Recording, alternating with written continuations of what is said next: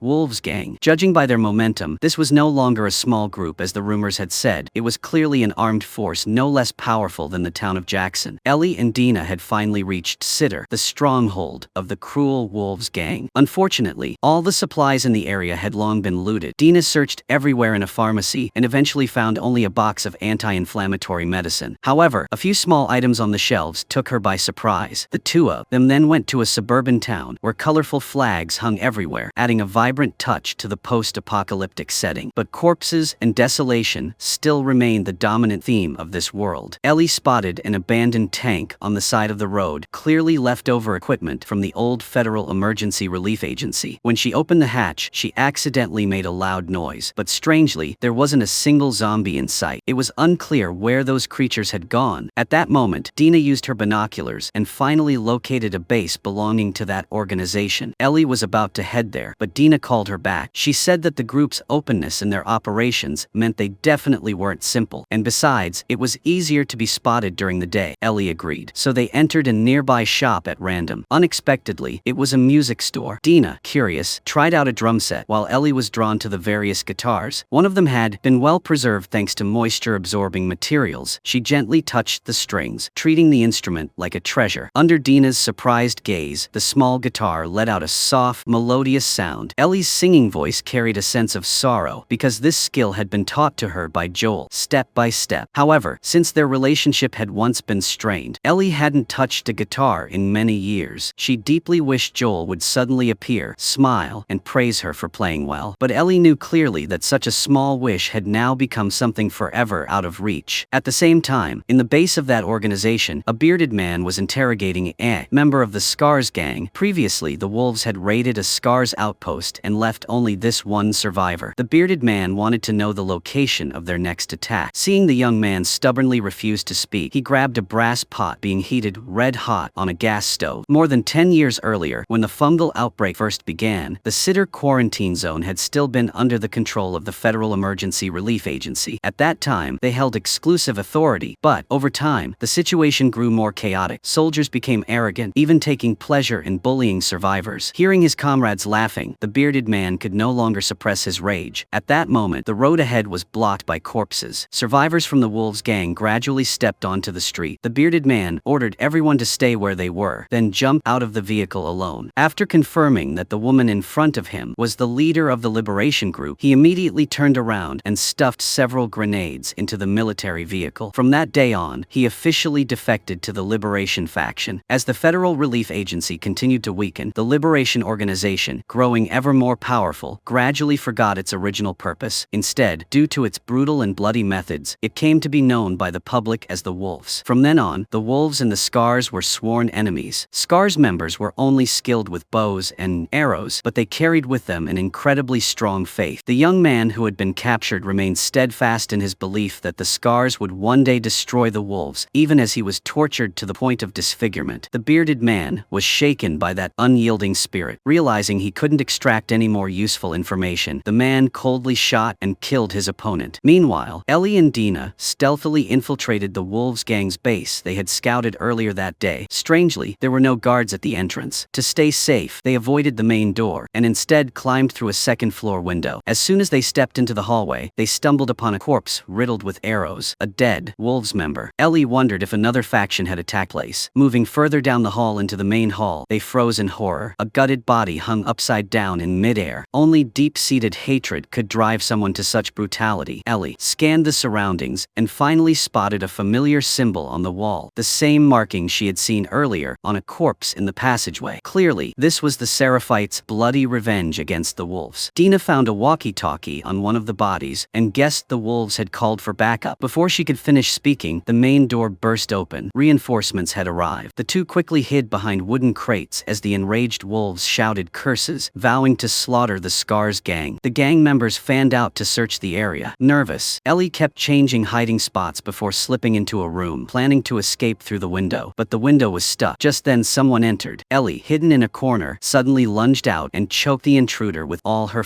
strength. At that moment, another enemy rushed in. In the dangerous situation, Dina suddenly appeared and shot him dead. The two quickly crawled out through the broken glass window. Hearing the commotion, the members of the Wolves gang rushed over. Ellie and Dina were forced to run at full speed, but the back door was blocked by an iron fence. The two panicked and ran in all directions. Fortunately, there was a hole in the wall. Their small bodies just barely fit through. The Wolves gang could only stand outside and call for reinforcements. Ellie and Dina struggled to crawl out from the pile of rocks and discovered that it was a subway tunnel. Just as they were about to leave, a light suddenly turned on ahead. It was clear the Wolves gang had caught up. Ellie was extremely worried because the terrain here was very narrow. Sooner or later, they would be discovered. But she didn't notice that a cordyceps mushroom under the light was beginning to twist. Ellie and Dina held their breath and hid behind the rocks, waiting for the enemies to come closer. Unexpectedly, at that moment, a horde of zombies suddenly burst out. Ellie was startled and pulled Dina to jump onto the roof of the train. Several members of the Wolves gang stood no chance against the zombie horde. Ellie and Dina ran along the train roof and jumped inside. Unexpectedly, the interior was full of corpses. The two girls had to crawl on all fours to move. Outside, the frenzied screams of the zombies echoed. Just as Ellie managed to shut the train car door, a zombie appeared. Seeing the zombies about to break down the door and rush in, Ellie opened fire wildly. Dina discovered a ventilation hatch on the roof of the train. She quickly climbed up and pulled Ellie along before the zombies swarmed in. The two of them ran along the top of the train toward the front, but they were quickly spotted. In front of them, an iron fence blocked the way. They used all their strength to climb over it, but just as they reached the exit of the station, they found that the turnstile was jammed tight. Ellie gritted her teeth and tried to force it open. Dina was about to help when a zombie lunged to bite. Ellie quickly used her right arm to shield Dina, screaming as she shot the zombie dead. But behind them, the horde had already broken through the fence and was charging in. The two of them worked together with all their might to open the door. At last, they managed to escape. Dina saw the wound wound on Ellie's body and was frozen in shock, unable to speak. But there was no time to hesitate, so they ran as fast as they could out of the station. Outside, heavy rain was falling. Dina gripped her gun tightly and took shelter with Ellie in a nearby hotel. As soon as Ellie locked the door, she saw Dina pointing the gun at her. Only then did she realize she had been bitten. It was clear that Dina thought she would turn. Ellie couldn't hide it anymore and was forced to confess that she was immune. Dina didn't believe her. Ellie said she would stand in a corner and wait to see what happened. Time would prove everything. Dina's face turned pale. She neither agreed nor refused. By midnight, Ellie was awakened by rain blowing in. She saw Dina still sitting nearby, watching her closely. By now, more than half the night had passed. If she were changing, it would have happened already. Ellie raised her hand and revealed the wound to Dina. Seeing that there was nothing unusual, Dina finally believed her. Tears welled up in her eyes, filled with regret for nearly killing the one she loved most. The two of them felt the miraculous sense of survival. The next morning, the two of them woke up. Ellie revealed her biggest secret. The tattoo on her arm was actually to cover the bite mark left by a zombie. Dina also shared her secret. She was unexpectedly pregnant. Earlier, when they were at the pharmacy, she had found several pregnancy test kits. For a long time, she had felt that something was different with her body. After checking, the results confirmed her feelings. Ellie knew that the father of the child was Jesse, the patrol leader, but Dina didn't have any feelings for him. On the contrary, she deeply loved Ellie. Now with the baby on the way, they could build a perfect family together. At that moment, the Wolves gang's walkie-talkie suddenly came to life. Unexpectedly, they had been ambushed by the Scars again. Someone said the wounded needed to be taken to Lake Hill. Ellie was shaken. She was certain that place was the headquarters of the Wolves gang. Her enemy, Abby, was very likely there. Dina compared the map and quickly pinpointed the location of Black Hill. Thinking about Dina's pregnancy, Ellie decided to go seek revenge alone, but Dina firmly refused. She wanted to go with Ellie at all costs. They both knew that to wipe out the Wolves gang, they would need the help of the Scars, as well as the unintentional support of the zombie horde. The episode ended here. Thank you for watching. Goodbye, and see you again.